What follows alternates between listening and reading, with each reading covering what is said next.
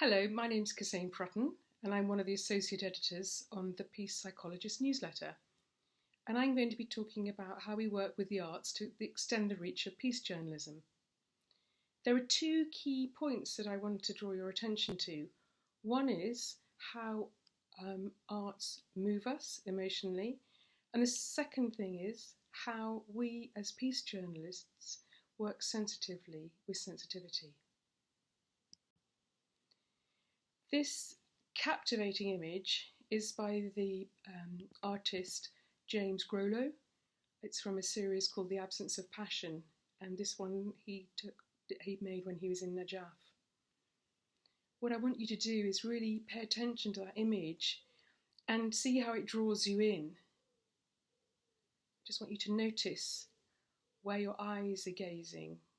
I don't know if you're like me, my eyes are meeting the gaze of the individual. And I'm sensing this barrier between us by the wraps. I'm also feeling in my body an emotion that I can't quite put my finger on. Now, the French photographer Roland Barthes talked about studium and punctum to describe those points that I've just made. Studium being what we choose to focus on as we engage and move closer to the image.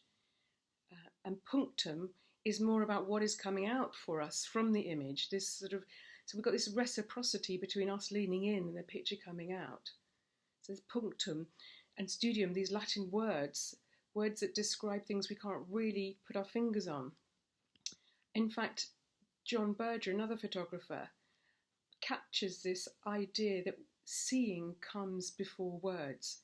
We get a sense and we engage before we find the language to draw attention to what we've just encountered, and sometimes quite inadequately.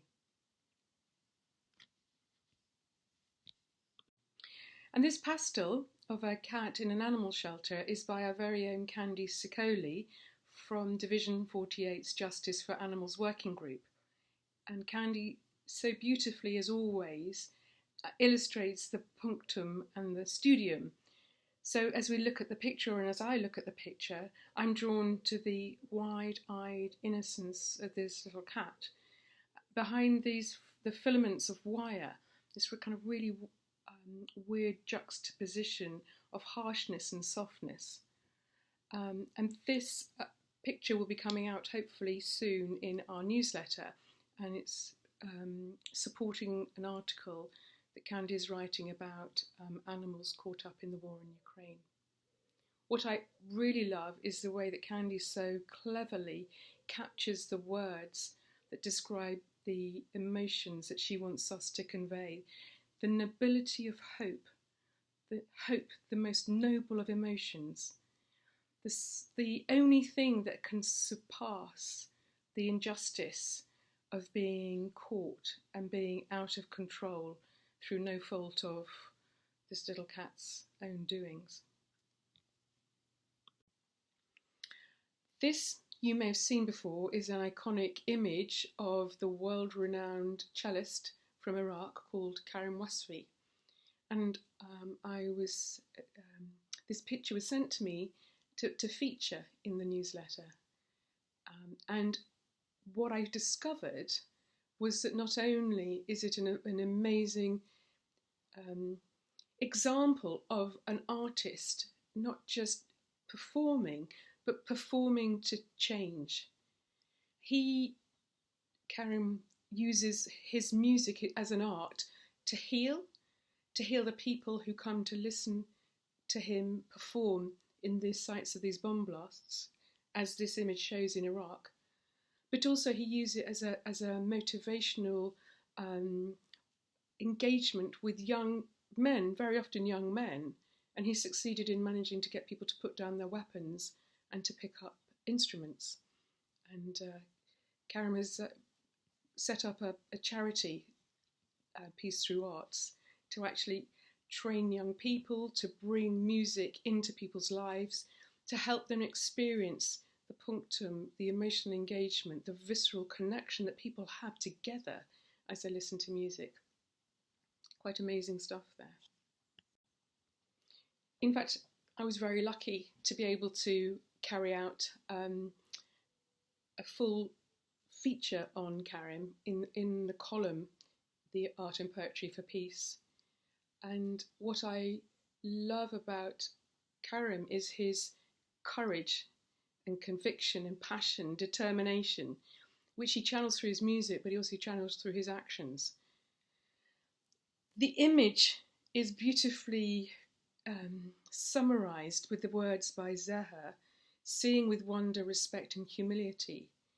And I just think those words are something that really speak to us and me as a peace journalist in how we work with people who we're trying to help. It's really, I've come across the concept of the feminist ethic of care, which has been pioneered by Carol Gilligan, Sarah Ruddick, Bernice Fisher and Joan Toronto, and many, many more amazing people to follow. And this ethic of care is really concerned with how we work with, how we care with others, because it's with others that we create the solidarity to create change. And Karim very much exemplifies this. And in working with him, I wanted to support him in that endeavour and to work with him. So we stay in touch. I try and do my little bits, which are not big enough, but working with him on social media, tweeting his work, sharing with you now is as much as we can do to continue the cause, to bring an understanding of how music can heal in war-torn places, but also to encourage people to put down their arms and weapons. So if I just may finish with one last type of art form, which is poetry. And this is by an extract from the Reverend Jane Lipnitsky. Again, I hope I pronounced that correctly. And this was featured in our newsletter back in 2019. And I just want to draw your attention to this call to come together, this call for solidarity. In these final words that I've extracted here, she's calling us to feel that peace is possible, alive, within, between us all, alive and urging us to howl and act and see beyond our biased sight.